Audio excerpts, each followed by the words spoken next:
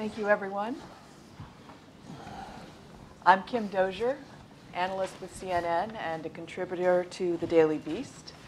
I want to thank the Atlantic Council and the Embassy of Sweden for sponsoring this event, and just give you a couple of reminders.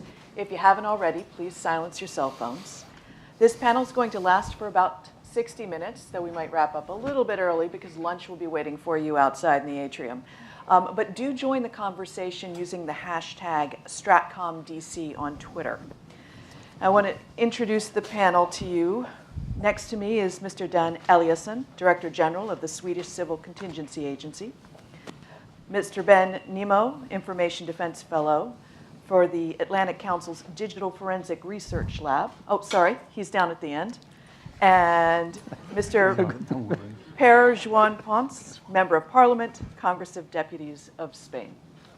So I have warned them that I'll kick off with a question. Why don't we start with you? What kind of interference did you see in the last election, and what were some of the steps you took to try to head it off? Well, luckily enough, we did not see any direct influence when it came to the election process. Chris here, he mentioned the hacking of equipment, the hacking of politicians, social media, and disinformation campaigns. Of course, we saw some breaches and errors and bad functioning, but as a whole, we would say that the election functioned well. The actual physical exactly. Ballot boxes. And also we could not see, but we're still, we need to keep this in mind, you know, we're still in the process of forming a government. We're still very vulnerable, so we cannot say that the whole process is over, but up to now, we cannot see that we have seen direct influence in our elections. But that is directly to the elections. We have seen, I must say that we have seen over the last couple of years a lot of direct influence on the political debate in our country. When it comes to NATO membership, when it comes to migration, when it comes to criminality.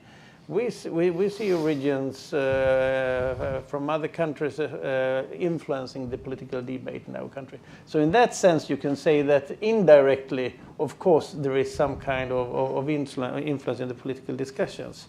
But having said that, we want to be very clear, we cannot see up to date that the Swedish election has been hampered with. How come then? Well, we think there are a couple of reasons for that. We made a very strong program from the state in vetting the process. Firstly, we have educated a lot of civil servants involved in the administration of the elections to making them aware of the fact that there might be disinformation and foreign influence as it has been in other countries. We have educated more than up to 15,000 persons directly involved in the election campaign. Mostly spread by social media? Not necessarily, not necessarily. We have met journalists, people from parties, political parties, educating them on actually the existence of the threat. And we have worked closely with communicators from various parts of society to making them aware of disinformation, of foreign influence, in order to entrust them with the possibilities to meet foreign threats. So today we don't know actually how much of the success of the election is depending on what we have done or what has done previously, but we think we've contributed to vetting the system and making it strong. So before going on to Pere, I just wanted to ask, how do people vote in Sweden? Is it electronic with a paper backup? No, actually, you know, we had a discussion maybe 10 or 15 years ago that should we digitalize the election process, and we were just about to do it, but for political reason it was expensive, it was difficult, touched upon the constitution, and it's difficult to change the constitution. So we decided to make it to maintain it on a very robust level on paper, manual counting. So actually, it is an old system, which today is a good system. So it can't be hacked.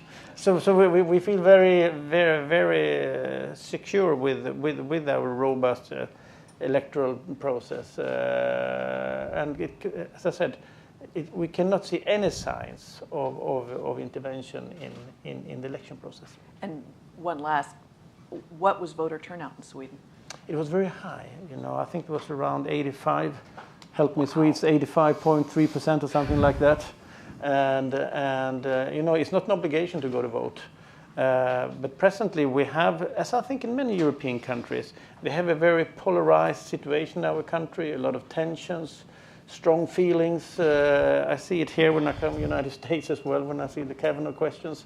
So I think that was one of the reasons why so many people went out and to vote, actually, to take part in formal society. Pere, what was your most recent election experience? Okay. The Catalan question?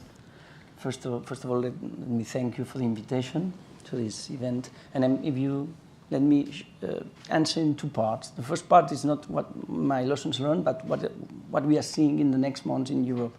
I think there is a huge concern about what is going to happen in the next 9 months. We have a European election in May.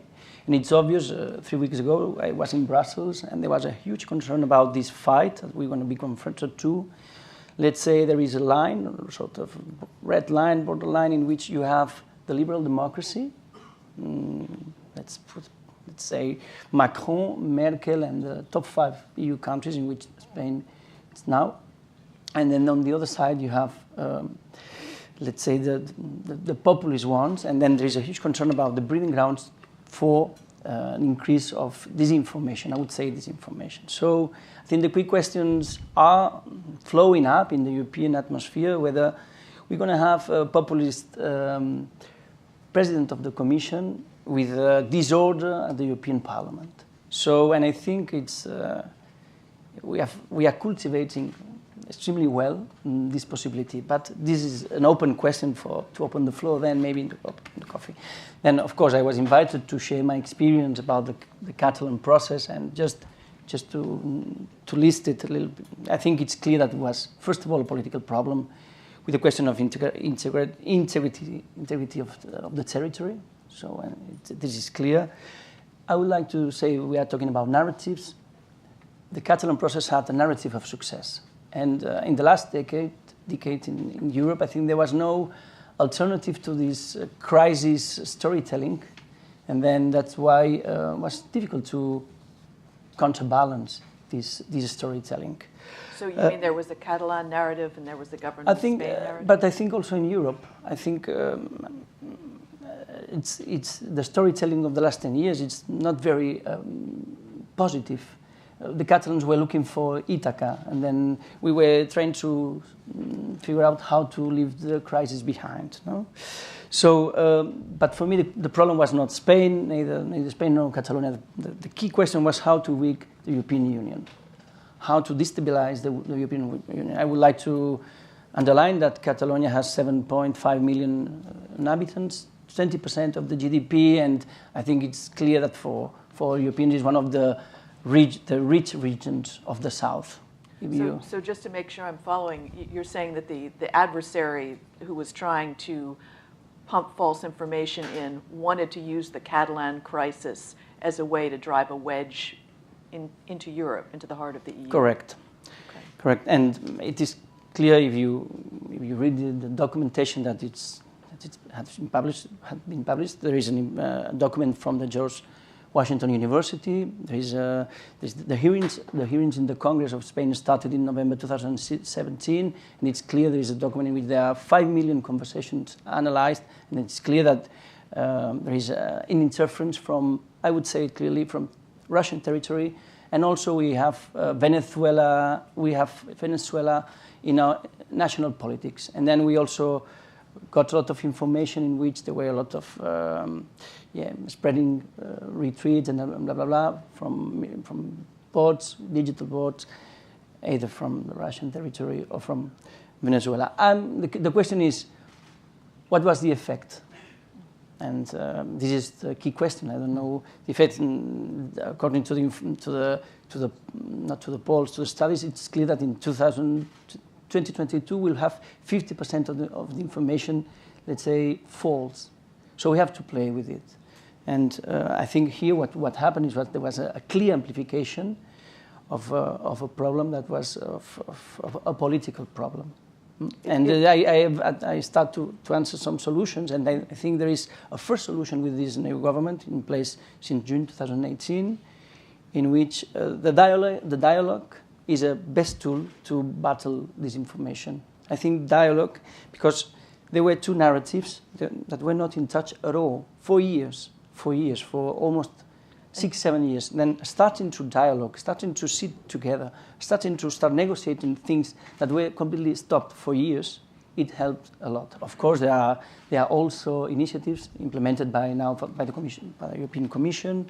Even the lady from Philippines mentioned civil society. It's clear that fact checkers, etc., are a fantastic tool to regulate. So, if I may ask, in the 2016 U.S. elections, the interference was across a number of different narratives. They would feed black against white. They would feed Republican against Democrat.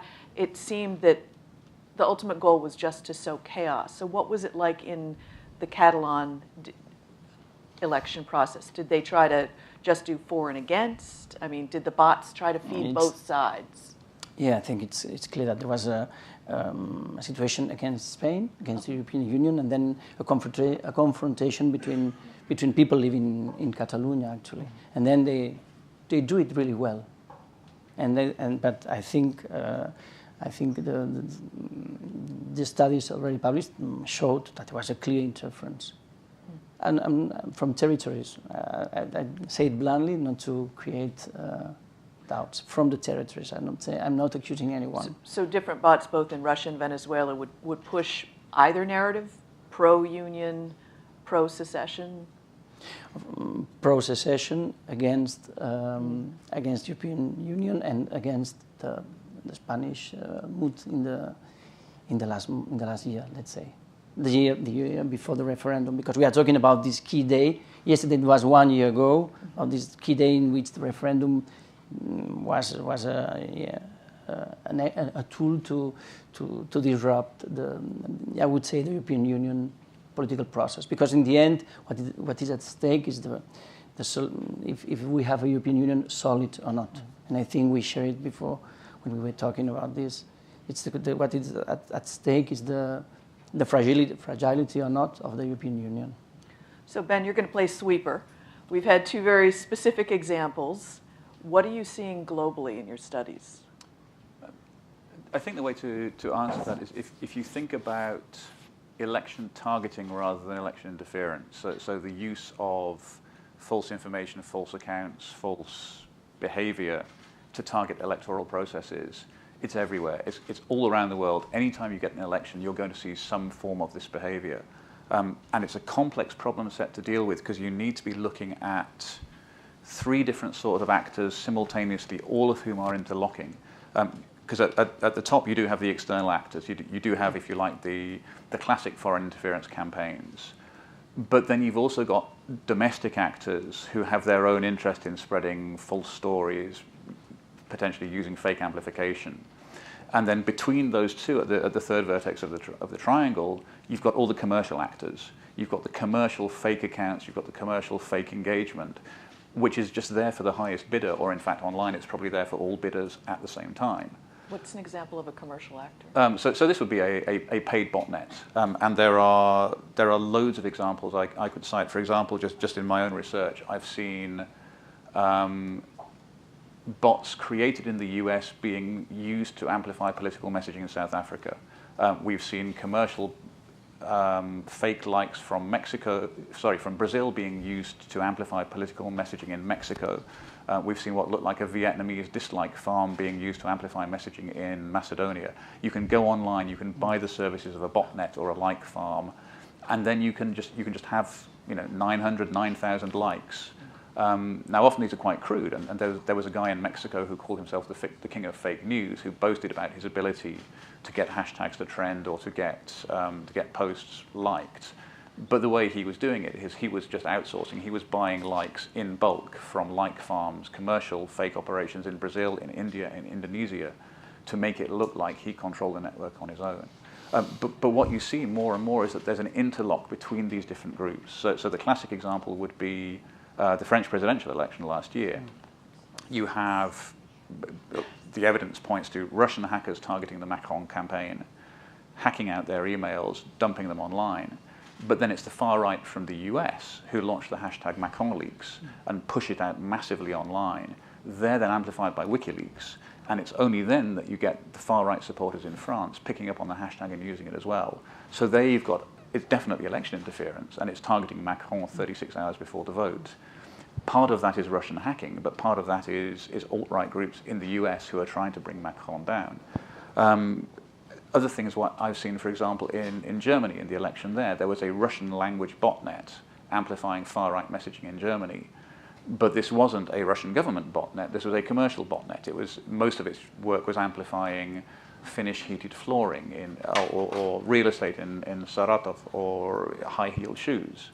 And then the bot herder had just decided he wanted to support the AfD, the far-right party in Germany, and so he had put his bots at the service of this foreign party. So you keep on getting this interlock between domestic actors and foreign actors. When American bots were amplifying messaging in South Africa, it was logically somebody in South Africa who paid for them. This wasn't an American operation to target South Africa. It was just that somebody local buying an international service. And so you're always getting this complexity. And then on top of that, you have domestic actors who, for their own purposes, are spreading falsehoods anyway. For example, in the German election last year, we found that AfD photoshopping images to make migrants look even more scary. That looked like it was an entirely local effort, which they'd actually nicked off some white supremacist site, somewhat embarrassing for them, 24 hours before the election. But that was a domestic effort. I've even seen cases where, in one particular country, a local politician has been accused of corruption, and his retort has been that the accusation is itself a Kremlin plot to discredit him, because he is against the Kremlin. So it's not interference using fake news, it's fake news about interference. And so you're getting all these different actors playing together. And more, I think what we're going to see is that you'll be getting, if somebody is trying to do foreign interference, they'll be leveraging local activism and local disinformation, and then they'll probably be using commercial accounts to amplify it. And so you really need to think about that triangle of disinformation anytime you're looking at any election anywhere. So would the ultimate goal of all of these campaigns be to change people's minds and therefore to change their actions? It varies from country to country. Some of them are, it's more about changing people's behavior than changing their political opinion. So a lot of the time you will see the message going out, both candidates are so bad that you shouldn't vote for either of them, just don't bother at all, or everyone should boycott this vote, which is what we saw in Macedonia at the weekend. And a lot of the time it seems to be aimed at taking people's existing opinions and polarizing them. So you'll find the most destructive and divisive posts that you can, and you'll give them amplification. Sometimes it is as simple as giving somebody a boost. So in the South African case, it was one particular account which was tweeting a lot about the internal leadership challenge within the African National Congress between Nkosazana Dlamini Zuma and Cyril Ramaphosa. He was supporting Dlamini Zuma. He wasn't getting many retweets on his posts, so it looks like he just bought the services of 400 bots and was just getting this massive retweeting on every single post he did. That was purely about making more noise on behalf of a single candidate. And sometimes it's about flooding the online space, pushing a hashtag or pushing a meme so hard that it's kind of hard to see what's really going on because there's just too much noise. So there's a real gray zone between political actors who are just like buying a political ad right before an election, are using social media in a new way, all the way to a government influenced or directed actor who is trying to just cause chaos. That's right, and what we're seeing is the government actors trying to cause chaos who are working with the local activists, both directly through I mean, if you've read the Mueller indictment, there were times when the Russian troll farm was actually working with Americans on the ground to try and organize rallies, demonstrations. The troll farm was getting advice from Americans as to which states to target, for example. So there was a two-way conversation going. And these were unwitting Americans. They did not know they were helping a Russian information operation. They thought they were helping fellow activists. And then you're also getting local activists who are posting polemic, hyper-partisan messages are then getting amplified by the troll farm because it's divisive content. And so you're getting this two-way, unwitting dialogue between a foreign operation and a domestic activist group. Dan, did you spot things like that in this recent poll? Yeah, I think it's very important, like Ben said here, to differentiate between what is actually part of your national public debate, parties in between. They're not always using the perfect and wonderful methods. They're using modern technologies to find people and to address people. Dirty tricks in yes, politics? No. Exactly. No, I've been there. No, so that exists, of course. What we have to make clear that what we do want to avoid is, of course, the foreign influence. The foreign undue influence in our national decision making, in forming governments, for example, or having a clear and reasonable and obvious and just election. And so I think it's very important to keep those two tracks different. They might meet sometimes, but for example, for an organization like us, to intervene in the democratic discussion internally, no, that would be absolutely out of the question. But what we try to do is to see what are the normal flow of information regarding our country, what is happening in our country around the world, and in particular in some countries we keep special attention to. And then if we see anomalies, if we see differences, and then we try to identify those differences. When you have huge flows of information, what does it depend on? And if someone is targeted, we try to get in contact with that person to say, hey, do you know that you are actually being targeted right now? You do the response. We are not the truth teller. We just identify there is some anomaly in the flow. So that's the way we do it. Can you give us any examples? Something that came up? Yes, of course. We can, for example, see that a couple of years ago we saw that there was a lot of noise in social media and in media, in particular in Russia, when it came to our defense minister, and deals being made between him and military industry. False letters were circulated in social media and spread hugely and quickly, enormously quickly in social media. It took some time before we could stop that and get hold of it and making sure that there was no such letter. It was a fake, really fake news. But once a picture has been established, it's difficult to change it. Now, one of the things that we say in the media world is if you haven't answered a story that's out there in between 6 to 12 hours, you give it 24 hours and it's the public's truth. Mm-hmm. So how fast were you at reacting to this disinformation as a government? Too slow. Too slow, definitely. Wasn't it Oscar Wilde who said that if a rumor has half an hour in advance, then you can never catch it? And so you have 6 to 12 hours. I would say we have to be very, very, very, very quick. And that is one of the difficulties for agencies like ours or governments to really identify what is this, to detect what is actually a campaign or an operation, and then to ensure that the right person do confront that misleading information and go out there and try to rectify the situation. It is difficult.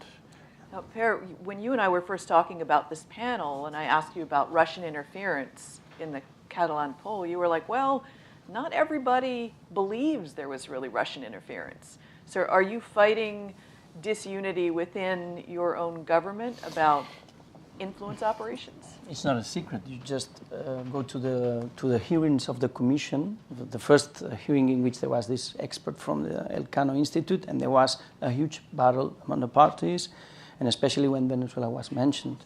In any case, I think I said this before. It's clearly demonstrated that there was interference, and if you take a look at this document from Javier Lesaca from the George Washington University, you see that from 5 million documents analyzed, it's clear that there is a clear interference. When you say 5 million documents analyzed? 5 million conversations, sorry. And you realize that from RT, from Sputnik, and from sources in Venezuela, it's clear that was interference. And I agree with him.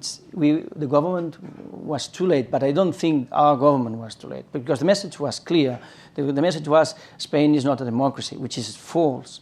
But it is true that we were late, but if you read Zuckerberg's statements, he was always late. He was always late. So we were late too. But what is clear is that we were not ready to react to what happened, and not even in the social media, but not even in the reality. We were not prepared. We were previewing, but we were not able to realize how deep was the situation. And I think it's not only for Spain. And I would like to mention the Giallo-Verdi alliance in Italy, the Brexit case in Europe, the German right-wing party. I'm not going to mention Orban and the Polish. These are all cases where there was, you think there was social media interference. These situations are popping up, and they are sort of a call for disorder. And then I think after the Cambridge Analytica case, I think the European Commission reacted, and then a code of practice, good practice is ongoing.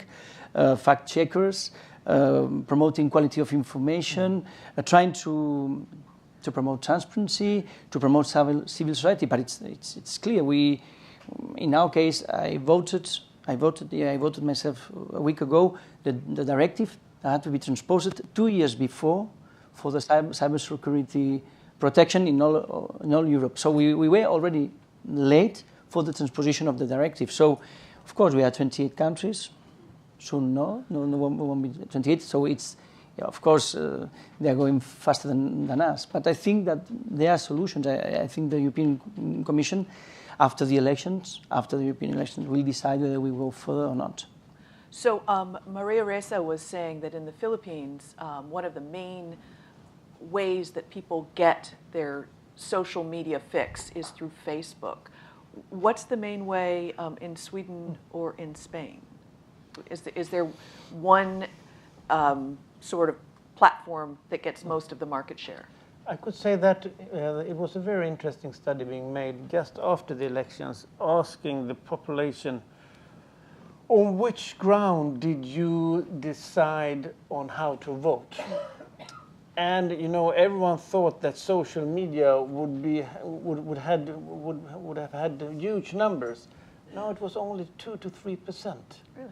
Who made their informed choice from social media, and it was actually rather young people. The rest went through traditional media, news, party leader debates, and television. So one has to keep that in mind as well. Okay. In the case of the Catalan case, and if we refer only to the 1st of October 2017. The classic media were not the most, let's say, used, and the four most important media were El Diario, which is a digital media in Spain, leftist, BBC News, RT, Sputnik, and then I think CNN and El País. So those were the main news outlets people were relying on? And Facebook, I think, I don't know how to measure it, but I think that the core business was there. So in one of the earlier panels, they had called for a decentralized civil society-led solution. What are some of the solutions that you all have seen work? I mean, you mentioned reaching out to influencers, reaching out to politicians.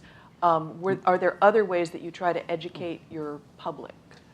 Well, I think one of the most important questions in this context is educating our citizens. You know, it's very difficult for a government or for a state agency to educate the population. This is what you should believe in or not, because we are not actually so trustworthy in those matters. We're always some sort of suspicion against us. We are representing the state. Should we really dictate what people should believe or not? So I think, therefore, that a civil society response, a strong civil society response, with the support, of course, financed, but with autonomy for them on how to act, is a very, very appropriate way forward. Schools, of course, always. Private businesses, public and private business cooperation, but trying to rely solely on state agencies and government, no, I think that won't run in the long run. How about you? There are a few things we need to see, and there's a job that everybody can do, and it goes all the way from the government down to the individual. Some of the skills are really easy. I mean, you can teach a 9-year-old how to reverse search an image, which I know because I have done. I taught a class full of 9-year-olds how to reverse search imagery for fun, and at the end of the day I came back and the teacher said, they've all been reverse searching Donald Trump's Twitter profile to see if he's real, which was interesting. Yeah, not an outcome I'd expected. But there are really basic skills like that. Bot spotting. I know 11-year-olds who are better at it than I am because they live online all the time. So give us the basics of bot spotting. I mean, the easy way, you think of the 3 A's. You look for activity, anonymity, and amplification. So you look at how many times a day an account posts on average. If it's posting 20 times a day on average, it's probably a human. If it's posting 200 times a day on average, it's probably a bot. But you never, ever, ever, ever, ever, let me say never, just go for the one indicator. So you look at the anonymity. Does it even have a profile picture? Does it have a name? If it has a profile picture and a name, does the name actually match the profile picture? Is it a curvy girl in a bikini whose name is Tom? I've seen a bot which had that set up. Does it give any kind of verifiable personal information at all? And then you look at amplification. So you click on the profile, you go to tweets and replies, so you see its entire posting history. And then you melt your eyeballs just scrolling down, and you see, has this thing ever actually posted any authored content? Has it replied to people? Has it made comments? Or is it only sharing retweets and sharing stories from websites? And if it ticks all those 3 boxes, activity and anonymity and amplification, it's behaving like a bot. So there are things like that you can teach the individual on the ground, and the more you can teach people that understanding, the more they can do the work themselves. But then you have, for governments, there's the question of education. Somebody's got to do this training. I mean, civil society can do it up to a point, but we can't scale nationwide. There's only a few of us doing this. So at some point, you need to think about what's the curriculum going to be, and how do you keep the curriculum current enough? Because 5 years from now, the bots that we're facing nowadays are not going to be the main problem. They will have been dealt with long before.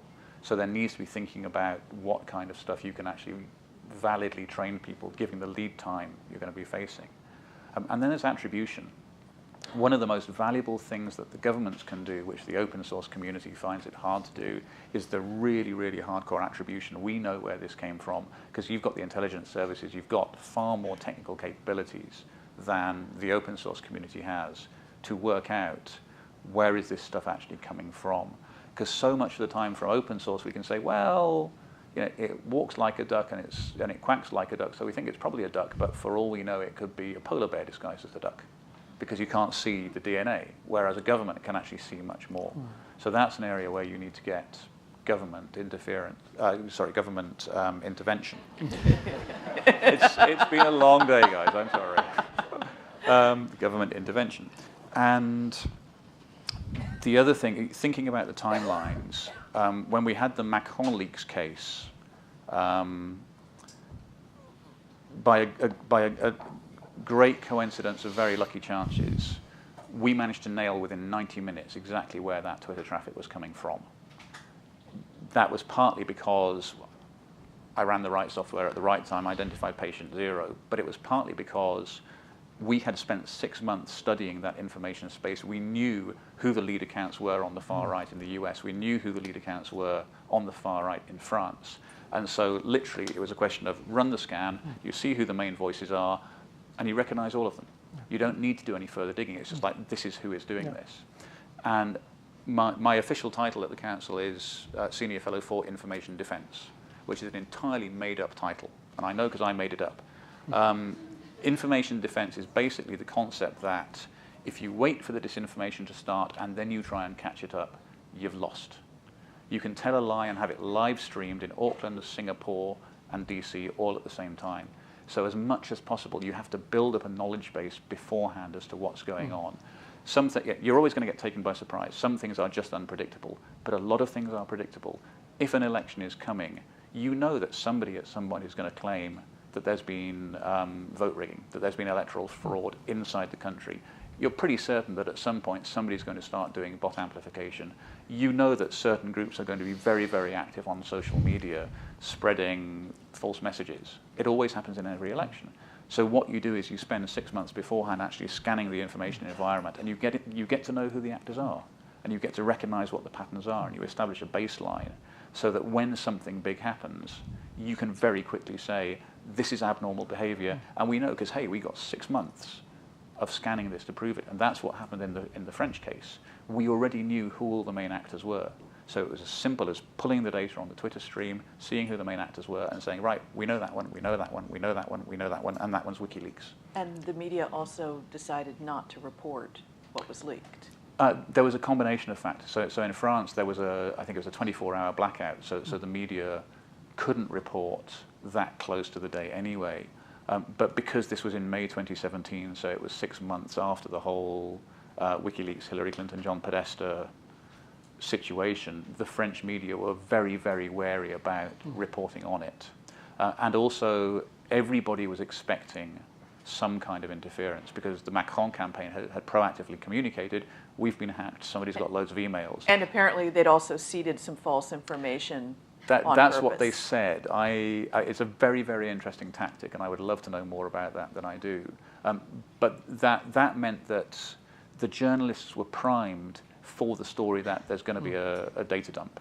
And so when the data dump happened, A, the journalists weren't immediately going to say, oh, what's in the emails, let's look. B, they were already asking the question, where's this coming on? And the way my team actually got involved was that Reuters phoned me late in the evening and said, hey, Macron leaks just dropped. Can you have a look and see who's pushing it? And so that's how that started. So there was the journalistic community were expecting this. And therefore, they already knew what questions to ask. And they were on guard. And that's the information defense. You know in advance that this is going to hit you, so you get ready for it. So, of course, now the challenge is the way the journalists were on guard, how do you make the public on guard? Now, Pere, your country right now is probably as divided as the U.S. How do you get people to trust that message? Okay, I hope we are a little bit less divided than the US, but no, it's a joke. No, I think, let's be positive at least. The last questions, I think I answered in the first question that I think that there is a positive trend now with more dialogue, with the actors sitting together, and then helping to reactivate the dialogue. And then this is one of the good things of the whole story. Of course, yesterday we marked the one-year crisis of this bad day of the referendum, and of course, the crisis is still open, but it won't be solved in 5, 10, or 15 years. We will need time. We'll need time. But just to complete a little bit, I was thinking about my past and thinking about Maria Presa. One of the things that I would like to underline is that we need free press. We need free press to promote. If we promote free press, we'll be able to have better information. And I was thinking my years in Russia, working in Chechnya with Anna Politkovskaya, and she was always saying that free press, free press. We have to tell the truth. We have to. Of course, we will have 50% of people trying to disrupt the message, but this was already happening in 2002. We were having a huge crisis in Chechnya. Was not in politics yet, and it was also a war of information with no social media, but it was there. So the other thing is keep it high in the agenda. I mentioned before the steps that have been made by the European Commission and the member states, because the European Commission and the member states, and we are not at the same speed, but I think the steps have been made. And of course, the more division we have in my country, in other countries like Italy now, or for example in the UK, it will be easier and easier to create a disruption of the messages. And then for me, it is clear that if you are able to regulate a little bit more, to have to empower civil society, to create more NGOs working around it, and then also in terms of the government to, I don't know how you deal it here in the US, but of course in Spain we are a little bit late, but we have improved. So, and we have named it like that. This was the case. The problem is that I think personally that we were talking about it before. I think it's not on top of the agenda yet. People do not understand yet. It's not easy. People aren't on guard. It's a job that has to be made, but it's an ongoing process. So, would each of you like to see social media platforms do more? Do we need a blue check system for legitimate news outlets? I mean, what is you mentioned regulation, Pere. What is a regulatory step that could be taken almost globally? I think that one should not overemphasize the use of and the efficiency of regulations. You know, it's against the law to kill. It's against the law to steal. Still, we have murders and killings. So regulations will be one important part, but will not solve the question. I think the key component for the future is, of course, some sort of massive education to the public. You know, now, at least in our country, I think it goes for other countries, we digitalize in a pace that is it's enormous right now. And we work so hard on creating safe and secure environments, but still the vulnerability gap is becoming higher all the time. And we need to close that gap one way or the other. Regulation is one thing, but massive education, school, and bringing awareness to everyone involved is the future. Otherwise, we cannot be on the digital platforms as we want to be. We cannot use internet as a way we want to do. I heard someone say here that just 6 years ago we were striving and dealing for an open internet. Now we cannot go to a situation where we don't use the full potential of the net. So have you started that education in Sweden? Yes, we have. We started. I think that the electoral campaign, and our efforts to make the bureaucracy, the media, and also I would say social media companies, private companies, to involve them in the discussion how we can avoid both fake news, but indeed even more so foreign influence in our domestic affairs. It was a very important starting point. Pere? No, I just wanted to share an example with you. It's a recent example, no? The questions that are risen by the information, disinformation, ethics, non-ethics, freedom of expression. We have a police officer in jail in Spain who has been recording for years a huge amount of people in Spain, and now he's releasing from jail, from a website, he's releasing the conversations, you know, with cut and paste, and then we are amplifying a person who has been convicted or condemned by corruption, and he's accusing everybody from one minister to another, and these conversations, 10 years, 15 years old conversations.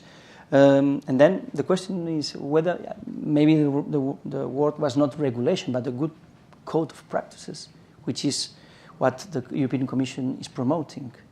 But there was a debate now in the Spanish media whether we were giving too much room to this person who is in jail today.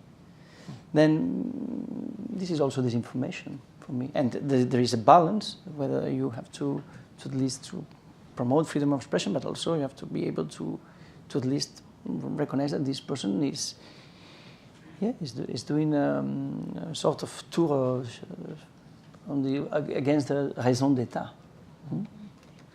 So could I just ask one last lightning round question? What would you like everyone in this room to do in their own social media behavior to stop the spread of disinformation?